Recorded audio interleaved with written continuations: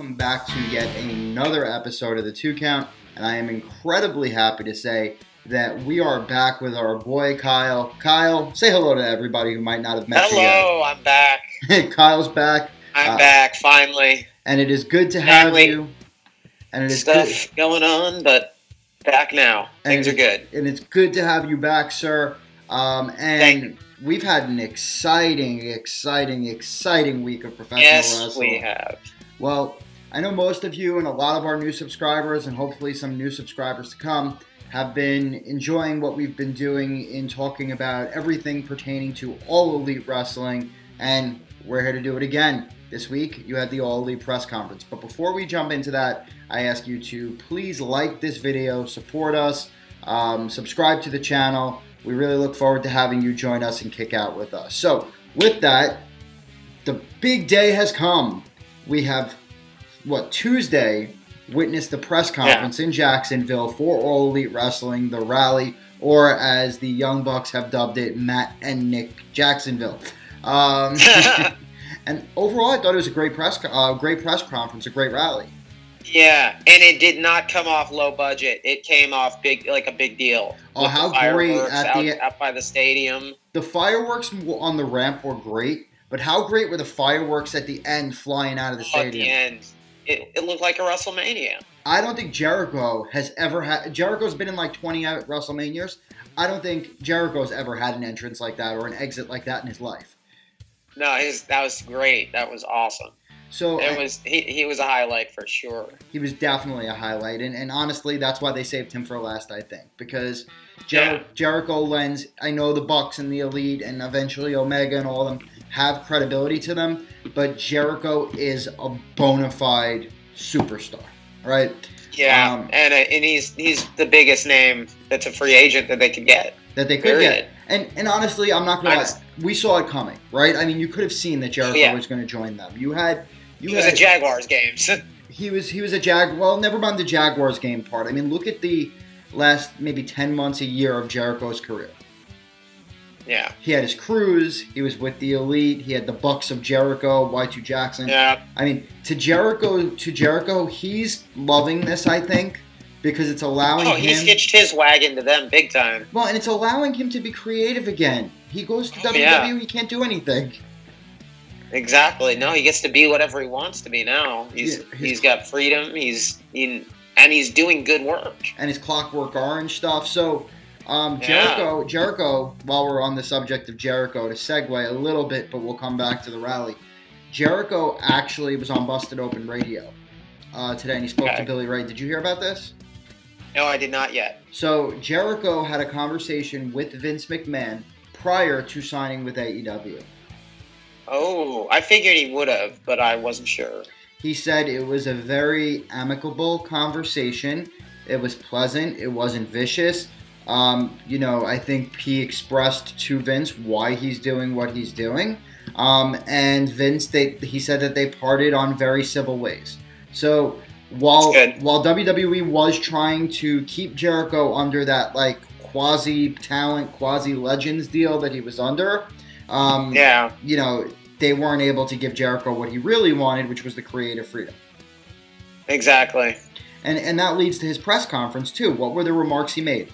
It's not about money. It's about changing the universe, baby. Right? Exactly. Exactly. So, really, Jericho, at the end of the day, I think is doing something he loves right now. So, that's great.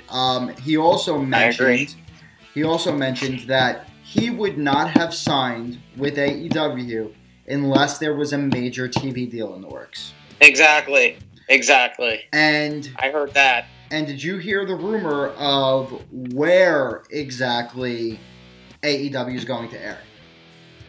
Yes. So, for those of you who do not know, the news that has been circulating, my inside source has revealed to me as well, that the contracts that are being worked on are with Time Warner Cable. And the Tuesday Night Dynamite show is set to air on TBS or TNT. And that is huge. I mean, that's huge. That's huge. Wrestling back on Turner is huge in general, but that's huge. It makes a statement, too. It's saying, we're the next WCW. I mean, everything they do is so calculated. But if you think about it, outside of the Fox deal, TBS and TNT are bigger networks than the USA Network, right? Oh, yeah. So exactly. Their flagship program for AEW is actually going to have larger syndication than Monday Night Raw.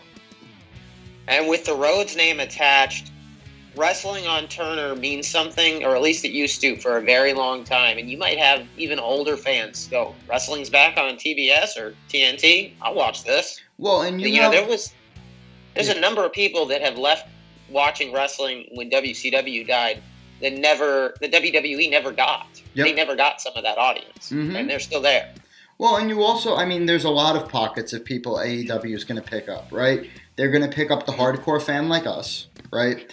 They're going to pick up the casual fan who has been disenfranchised by the WWE product, right? So all those guys who love wrestling, it's growing by the week. They're going to pick up those guys. And I think so I was thinking about it from a business model perspective, right? Which is, you know me, that's kind of how my mind works sometimes. It's one of the themes of our show. And if you look at it from a business model, the AEW business model, if executed properly, is more lucrative. And in addition to being more lucrative, it's also more sustainable. Because what happens is WWE has been able to market and cater their product to a, 4 or 5 year old audience for so long. And older fans have just watched because there was no clear-cut alternative. It was like, I'm just sticking around. There was nothing else. Because of wrestling, right? If you think about it, though, what's going to happen when 4 or 5 year old little Jimmy, yeah, that's right, I threw out a little Jimmy reference. When 4 or 5 year old little Jimmy turns 13 or 14. Yep. They're going to jump to AEW. So there's going to be a tremendous amount of attrition on the WWE audience, and WWE is going to have to continually bring in young people. Only problem here is, though, if the older audience is watching AEW, they're going to put AEW on for the children. Watching. So WWE is going to have some serious problems on their hands. But let's go back. Let's go back to the press conference. So the press conference starts. You get Conrad, the mortgage guy, who has become way too involved in professional wrestling, but he's awesome. Yeah, I wanted to mention that. Like, is he part of AEW now? Is Starrcast. What's going on? It's Starrcast. Well, I know Starrcast. I mean, I was at Starrcast. I know he's involved to a degree, but Starrcast and All In were actually very separate events. I'm just curious if he's going to be more like a backstage Mean Gene type guy for AEW. I don't know. He's got his podcast. I think he'd be good. He's got his podcast. He might. But he comes out, and they introduce us to our first set of AEW talent, which I'm incredibly excited about. I know you're excited about. It is the boys of SCU, which was pretty predictable. Yeah, but it was good. It was still good. They need their moment. It was good. And honestly, right now, like we were talking about this prior to the show, it's going to be hard for them to acquire talent. They're going to have to grow talent. So having 3 established guys to basically run their tag team division in Scorpio Sky, Frankie Kazarian, and Christopher Daniels, that gives the Bucks someone to do battle with for the titles up front. Yes. Yes, it does. And I personally have always loved the SCU Young Buck battles. They're always great matches. Oh, yeah. And no matter the combination of the SCU guys, they all seem to have good chemistry together. They do. They have incredible chemistry. And it also makes you think, are they ever going to put a 6-man title in AEW? It's possible. They came depending how many guys they get. Well, you've got that thing from China, too, so we'll get to that in a minute. But anyway, so you start with the boys of SCU. They are 100% all in with AEW. This is fantastic news. I didn't think that it wasn't going to happen. I knew that they were going to come. I thought their contracts were longer based on ROH's storyline with Daniels. Did too. But end of the day, I'm happy as hell that we will continue to hear that this is the worst town we've ever been in. So great signing, guys. So then after you get the SCU, basically warm up, right? Consider them like the opening act. You get Cody, you get Brandi, you get Matt and Nick coming out. Actually, Cody, Matt, and Nick. And they just thank all the fans. They start talking about everything. I think they were all very eloquent in their speech. Definitely. And they announced that there will indeed be an All In 2, Double or Nothing, May 25th, Las Vegas, Nevada. I'm trying to go so hard. I want to go. I think the whole 2 count should be there, honestly. I really do. I believe maybe you could talk to Papa Buck about some press passes, I'll try. Give it a shot. Come on, Papa. I gotta try. Papa, we love you. We give you shout-outs. I own your tea. Help a brother out here. It's on your album. He is on your album. Twice. I did your twice. And come on. You're a friend of the 2 count. We're going to start a hashtag. I'm going to put it right on the screen right now. I want you, guys, if you watch this video, hashtag, please. Hey Papa, 2 count press passes. Okay, anyway. So, that's it. Double or Nothing is going to take place. It will be the first AEW event. So, although All In was not an official AEW event, technically, the first AEW event that is going to take place is Double or Nothing. MGM Resorts Casino, May 25th. And that's huge. I mean... Yep, along with Starrcast 2. Starrcast 2 will be there. I just want to set expectations. I tell you, Starrcast is a lot of fun, so I recommend going. I want to go, but I just want to set expectations here for a second. Well, I think Starrcast will be fine, and there'll be a lot of indie talent from everywhere. I want to set everyone's expectations about Double or Nothing. I'm excited about Double or Nothing, so I don't want this to sound like a rain on anyone's parade. But All In and Double or Nothing will be 2 completely different events. Oh, yeah. The vibe at All In was a big deal. This is repeating something that's already been done now once. No, and it's not even about that to me, Kyle. Because the boys of the Elite were in Ring of Honor at the time, they had access to all of Ring of Honor's talent. Ring of Honor is not going to allow their talent to wrestle at Double or Nothing. So you're going to miss out, basically, and we'll talk about Marty Scurll in a minute, but you're going to miss out on anybody that's in Ring of Honor that had participated in the first All In. We don't know. I heard they're working on a relationship with TNA, but we don't know what or Impact, sorry, I don't know what the hell to call that thing half the time. We don't know what their relationship with Impact's going to be like. So you don't know if you're going to get Brian Cage or Tessa Blanchard or the Lucha Brothers or guys that wrestle from Impact. So literally you might be looking at an event that is strictly AEW with the AEW roster. So not putting a damper on anybody's parade, I think they will hit it out of the park with Double or Nothing, but the star power that you're going to see is going to be significantly less. And they're going to have to build... But we get Jericho now, and we get PAC. But Jericho, things like that. They will have replacements. I'm not saying they won't. But I'm just saying it's not going to be the same type of event. So, look. Yeah, no, I agree. I'm Elite through and through. Everywhere. I'm just saying I want to set expectations with everybody about All In 2 that it won't be the same thing. All right. So they leave the stage. And then after leaving the stage... Turkey Tits comes back out. Sorry, I didn't mean to call him Turkey Tits. Turkey Tits, Conrad the Mortgage Guy. And we get a seething promo from All Elite Wrestling's youngest heel. Because out of all of the people we saw at the press conference, I will say the one guy that seemed to be 100% heel was MJF, Maxwell Jacob Friedman. All right? I'm happy with this signing. It gives them WWE was interested in MJF at some point. I'm sure they would have been. It gives them a young, hungry talent that they can grow and turn into their own superstar. Cody likes him a lot. Cody's really high on MJF. And he's very talented in the ring. I mean, he let him open up All In last year, which was a debatable choice. They probably should have had the Bucks open, but no one wanted to go after them. Different story. But they let MJF. So MJF is your first signing, and MJF has a heated exchange with Conrad, Turkey Tits, Fat Boy, all this other shit. Conrad leaves, then MJF has a fight with the Jacksonville Jaguars mascot inexplicably. I don't know what the point of that was, other than to get Joey Janela a T-shirt cannon, which leads us to our next signing, the bad boy. Joey Janela along with Penelope Ford. I love this. I love, Kyle, I know how you feel. I know how I feel. I am so happy that Joey Janela is going to take a seat on a national stage. Oh, me too. He's deserving, and he's another one of those wrestlers that really needs creative freedom that he would never have gotten in WWE. I don't know what they would have done with him.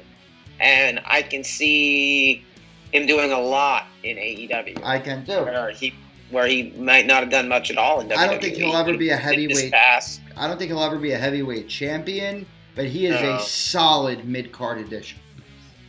Oh yeah, whatever their mid-card title is, US, whatever they want to call it, he's perfect for that. He's your solid mid-card guy. He'll have great feuds, and believe it or not, he's also a veteran. He's run his own wrestling company. He's a great mind. He's been wrestling since he was underage. He's a great mind to have in the back, right? Oh yeah. So I'm incredibly happy. Joey Janela throws his crutch into the crowd, starts shooting T-shirts everywhere, and then he was epic.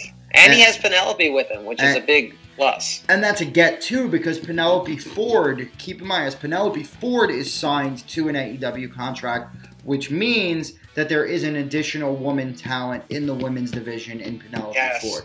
So we already know two. The third one's about to come. So we know that in the women's division right now, we have the master of the bionic spear, Brandi Rhodes, or should I say the chief Brandi officer of AEW. And you have in addition to that, you have Penelope Ford. So then Brandi Rhodes comes out. Speak of the devil. She drops. Was great again. She is a phenomenal in front of large crowds. So eloquent. She is. Such a great speaker. Just to throw this out there, guys, Cody and the Bucks are executive vice presidents. They are EVPs of the company. Brandi's the only one with a C-level title. So if you're looking at corporate hierarchy, Brandi actually outranks Cody and the Bucks. Just mind blown right there, right? Just a little bit above. Let that sink in. Brandi Rhodes is a higher level executive at AEW than her husband and the Young Bucks. So Brandi comes out, and before we talk about the introduction to another AEW signing, which I think is a massive one, I think it's really important to call out what Brandi said. The recurring theme of this whole thing, and Cody had said this in the beginning, was we're going to pay wrestlers more, we're going to make wrestlers happy, because when wrestlers are happy, fans are happy, and it's all about the fans, right? Exactly. Brandi furthers that by stating that women will be compensated equally to men for the first time at any company in the industry. So huge. That's changing wrestling. Massive. That's changing the world, right? That right there is a statement. What woman wouldn't want to wrestle for AEW now? Well, and you already have a bunch of disgruntled females in WWE. Oh, yeah. Right? You have nothing to do. Sasha Banks, Bayley. I mean, you let enough time expire here. If WWE does not start treating their female talent, which they're going to have to. I mean, if they want to keep them. They'll be main event of WrestleMania, believe me. Oh, well, Ronda Rousey's going to be main event. Mania. Sorry, yeah. Not that there's anything wrong with Ronda. I'm just saying that some of the other women deserve it more. You're going to see women like Banks, Bayley, really start to make their way over to AEW over time, I think. Because you're going to start to see that now. You're going to start to see that they're going to, at least in the immediate future, make an entire ripple effect on everybody. But it's going to take a few signings for WWE to really do it. But another thing to note about what this means, and just to point it out, it doesn't mean that if, let's say, for argument's sake, Lana goes to sign with AEW, Lana's going to get paid as much as Chris Jericho. That's not what this means. No. That means that... It means the base contracts are all the same. Their base contracts are all the same. So don't think that, everybody's going to get paid $20 billion. No, that's not happening. It means that, let's say MJF starts out at this rate because he's a young up-and-coming talent, and they're able to secure, I don't know, let's just throw a name out there, Ali from Impact, who's a lesser established name. Ali will probably start off at the same baseline as MJF. Exactly. And then as they continue to rise through AEW's ranks, they will get pay raises, which is great. Which should be equal, which is great. That is great. So, and with that... We don't want to misconstrue where people, think they're signing everybody to these huge contracts. Exactly. They're just signing people to equal contracts. Agreed, 100%. Based on name value. He's nailed it on the head. And speaking of equality, we then get introduced to the latest talent. Talk about a badass woman. We get Dr. Britt Baker. She is the first announced female in-ring competitor outside Brandi and Penelope Ford for AEW. And it looks like they're going to build around her. She might be one of their top women. I think she's probably going to be. I'd actually like to see her and Brandi. I mean, when Brandi gets more experience in the ring, I think her promo ability as a heel would work really well with Britt Baker as a face. I have to ask if Britt Baker can keep Adam Cole's music, though, because... That's what I was going to say! That was fantastic. Man, that bugged me. But Britt was really excited, and I'm honestly very surprised to see Britt sign with AEW, because you would think that she would eventually move to NXT to be near Adam Cole, her boyfriend. But whatever Cody and the Bucks are throwing out obviously appealed to Britt, and AEW gets their first major female signing in Dr. Britt Baker. Ladies and gentlemen, this woman is a dentist and a professional wrestler, and that could have had a part to do with it too. It gives her a flexible work schedule that WWE wouldn't have provided, right? Oh, exactly. Much more flexible. So now we get Britt Baker. We think that's the end of the surprises, and out comes everybody's favorite cowboy, Hangman Page. Hangman Page, yes. Hangman comes out, and that was a seething promo. Yeah, just him declaring that he's going to go after the heavyweight title is pretty big. Well, it makes sense too, though, because here's the thing. Cody can't put the title directly on himself right away. No, that'd be a bad move. He can eventually win it because he is a performer, but he can't put it directly on himself, nor do I think he wants to, right? No, I doubt he wants to at all. Who does winning the Chive title elevate to superstar status right away? Hangman Page. He's the one that can use it most. Because Kenny doesn't need it. Jericho doesn't need it. What they could do is, at All In 2, have Hangman fight, hold on, a mystery person I'm about to talk to now. Mystery. Have Hangman fight the guy that he would fight, win the title, and then have him defend it against Jericho and win. And that's how you establish a legitimate bona fide superstar. You get him wins over other marquee names. Maybe give him a win over Kenny. Maybe give him a win. Right? And that's how you would build Hangman to be a superstar for the company. So, I loved his promo. I work for you. The whole message, the whole time recurring, it's about the fans. I work for you. And I'm going to try my hardest and work my ass off for you. So that was one of, honestly, sometimes I've felt, as much as I like Hangman, that his personality on BTE doesn't come through to his in-ring persona. Right. That's something I've always felt about Hangman. Like, you see him on BTE, and he's funny, and he's charismatic, and I've met him, and he's very funny and charismatic. Yeah, he's a really nice guy. He's an incredibly nice guy, but then you watch him in the ring, and he just comes out and goes, and that's it, right? So this promo was something different, though, from him. That was the best promo I've ever seen him cut. I almost think what I would do with him would be him versus, like, you know, there's been an established relationship with he and Cody Rhodes on BTE. You know, he was going to be the one that jumped with Cody to make Cody leader of Bullet Club. He was the one that was going to turn with him. He stayed with him the whole time.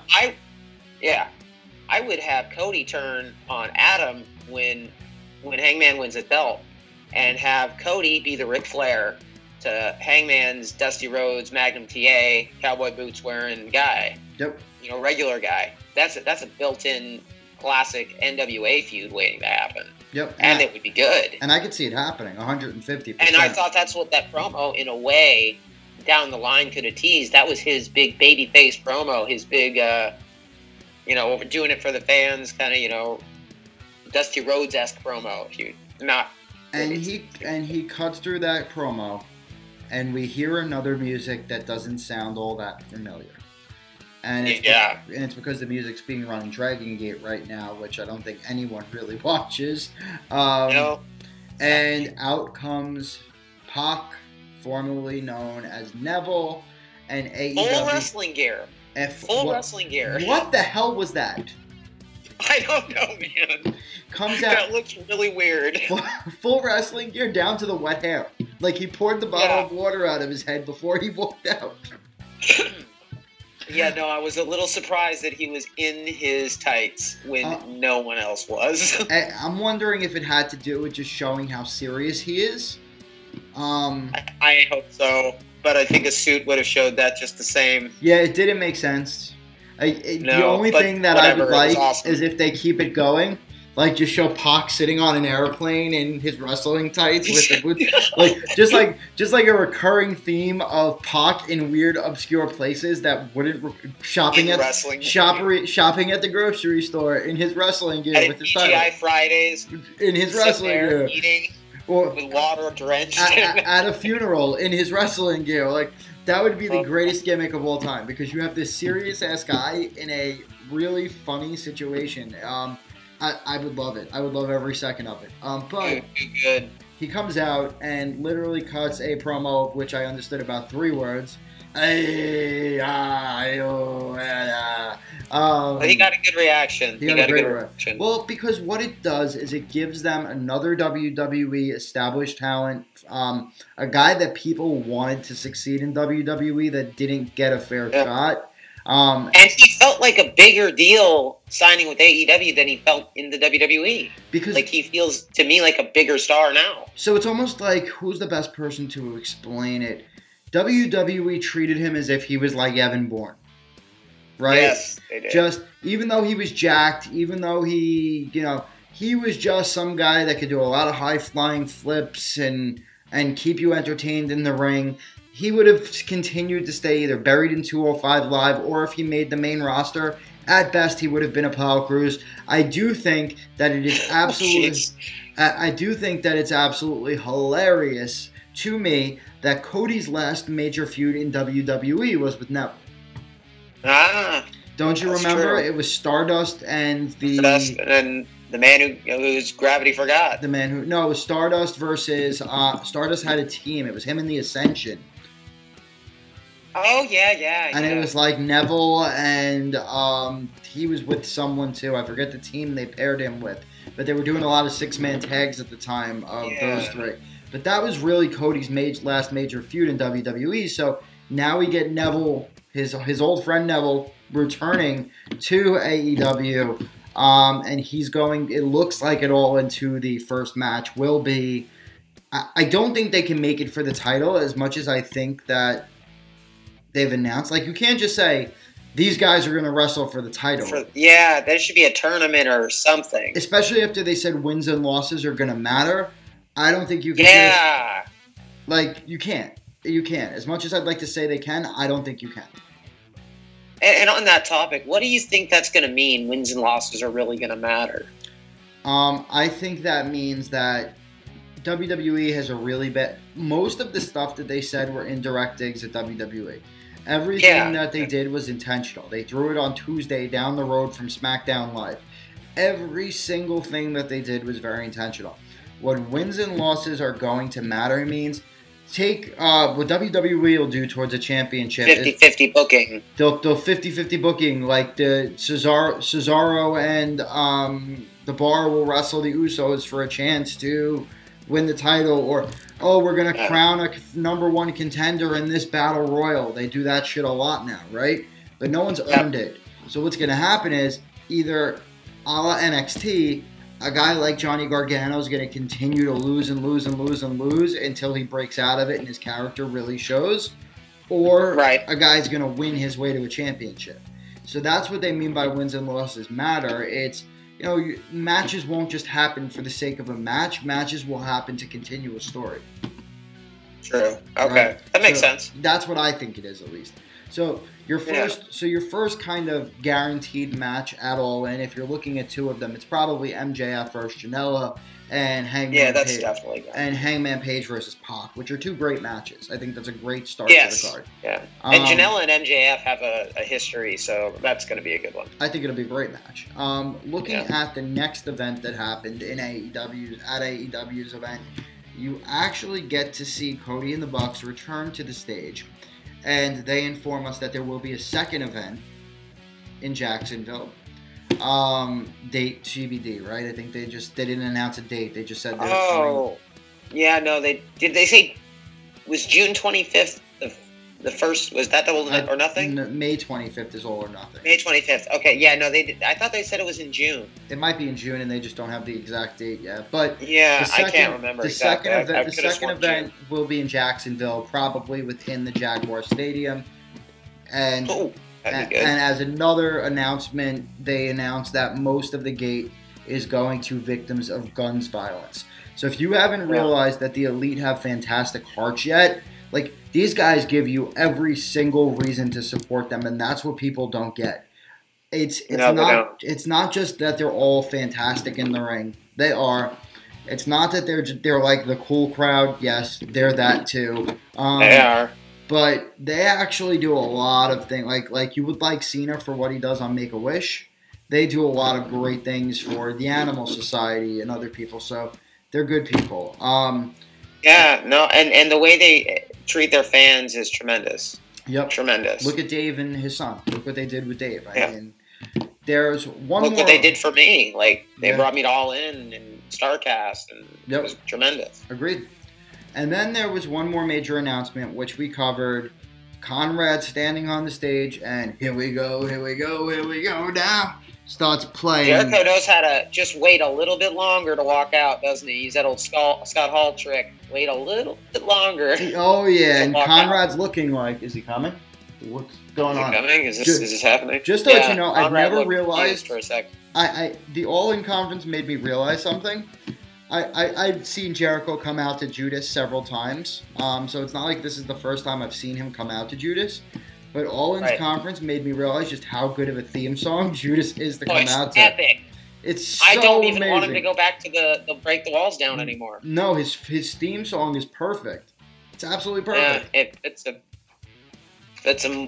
best. It's the best one he's had. I think it's great. So now the other announcement that we didn't cover is that Cody and the Bucks have announced that they have a partnership with the Wrestling Federation in China. I think it's called OWE. Yes, OWE. And they're going to have some sort of talent exchange where their talent's going to come. To me, this is just a straight bodies move. They're going to take time to build up their roster. They need another company to kind of pump in talent so that, let's say for argument's sake, SCU needs a 6-man tag competitor. Exactly. They'll take 3 guys from China and throw them in there. It's a great stopgap, and if any of those guys turn out to be good, then AEW can try to lock them in exclusively and make them part of the promotion. So exactly. That covers the press conference. We covered what Jericho said on Talk is Jericho. Let's recap the current roster of AEW as it stands today. You've got Cody Rhodes. You've got the Young Bucks. You've got Brandi Rhodes. You've got Britt Baker. You've got Joey Janela. You've got MJF. You have SCU. You have Adam Page. And that is your current Chris Jericho. PAC Chris Jericho. That's your current roster. That's a damn good start. And it's only going to be getting bigger. That's a damn good start. Now, let's just very quickly look at who could potentially be there. We've got until May 25th at Double or Nothing for them to sign more talent. If we're talking about guys that are currently available in the indies, you could have Carlito, you could have Jack Swagger, you could have MVP, you could have Chavo, you could have a bunch of older names or names that haven't been around in a while. On the women's side, you could get Danielle Monet, formerly known as Summer Rae.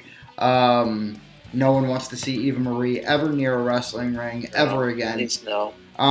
What about Enzo? Oh, I don't think Cody wants him, but I don't know. I think that might send the wrong idea. Not if they make him a manager. I think he's charismatic enough and would draw people in. He's definitely, he can talk. He can definitely talk. Put him. You know what? Maybe him just managing Big Cass. If Big Cass could get back in the gym.